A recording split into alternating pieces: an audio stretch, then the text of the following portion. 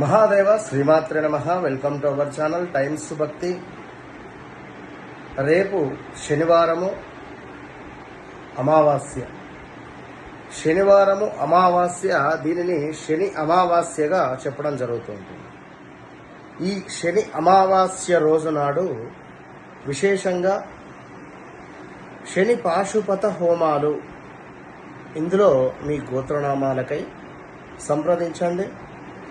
ప్రత్యక్షంగా కానీ పరోక్షంగా కానీ పాల్గొనేటువంటి వారు కింద కనిపిస్తున్నటువంటి నెంబర్కు మీరు కాల్ చేసి బుక్ చేసుకోగలరు.